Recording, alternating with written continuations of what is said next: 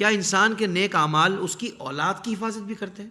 جی حافظ صاحب، اللہ اور میرا یہ والدین کے لیے پیغام ہے کہ آپ اپنی اولاد کے لیے بڑی محنت کرتے ہیں، بڑی کوشش کرتے ہیں، لیکن اگر آپ نیکیوں سے خالی ہیں نا، واصف علی واصف نے ایک بڑا پیارا جملہ کہا، اس نے کہا کہ کوشش یہ کرنا کہ دنیا سے جانے سے پہلے نا اپنی اولاد کو نیک نامی ضرور دے کے جانا، یعنی کہ کوئی یہ نہ کہے، کیونکہ جس دور میں ہم جی رہے ہیں نا، کوئی بندہ اچھا ہو نا تو لوگ کہتے ہیں یار تمہارا باپ تو ایسا تھا. تو کوشش یہ کرنی چاہیے کہ آپ جو ہے نا اپنی اولاد کے لیے نیک نامی چھوڑ کے جائیں، اور اگر آپ نیک اعمال کی طرف آتے ہیں اور نیکی کرتے ہیں تو یہ نیکی آپ کی اولاد کی بھی حفاظت کرتی ہے. اس پر میں بڑا ایک خوبصورت واقعہ آپ کو سناتا ہوں جو ناظرین کے لیے بھی بڑا مفید رہے گا.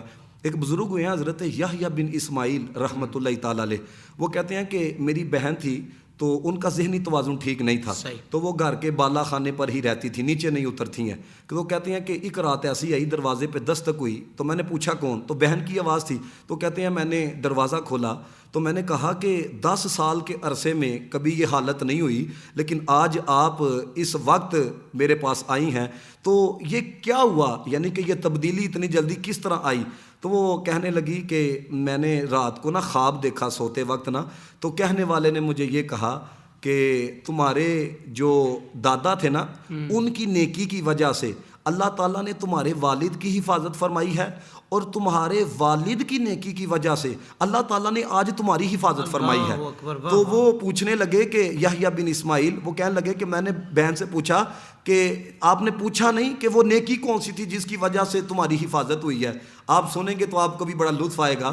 تو کہتے ہیں کہنے والے نے یہ کہا کہ نیکی یہ تھی کہ تمہارا دادا بھی حضرت ابو بکر و عمر سے پیار کرتا تھا اور تمہارا والد بھی حضرت ابو بکر و عمر سے پیار کرتا تھا. تو انہوں نے رب کی بارگاہ میں سفارش کی ہے. اب ان کو کتنا عرصہ ہو گیا ہے دنیا سے گئے ہوئے، لیکن جو ان سے پیار کرنے والا ہے حضرت ابو بکر و عمر کو ان کی بھی خبر ہے. تو میں یہ کہتا ہوں کہ جب غلاموں کو خبر ہے تو رسول اللہ کے علم کا مقام کا اندازہ کون لگا سکتا ہے.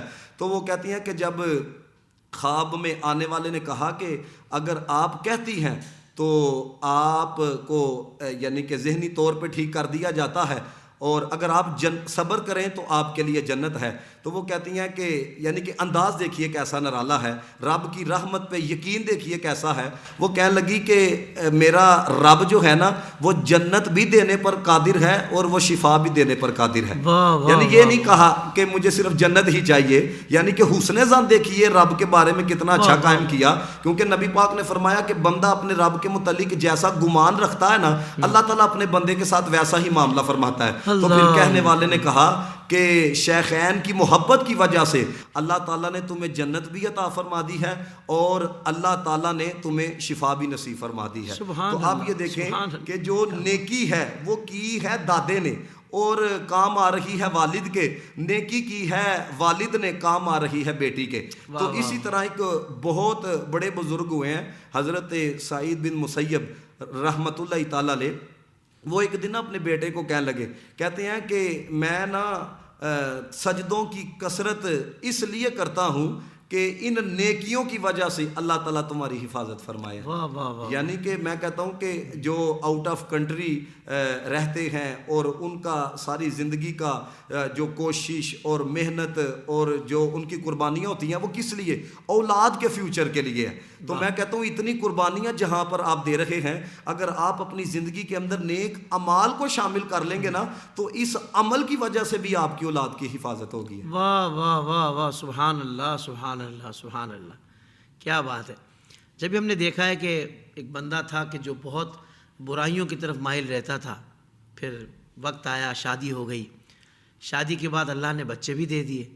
اچھا جب بچے اس کی زندگی میں آئے نا تو پھر اس کی طبیعت میں ایک تبدیلی آنے لگی.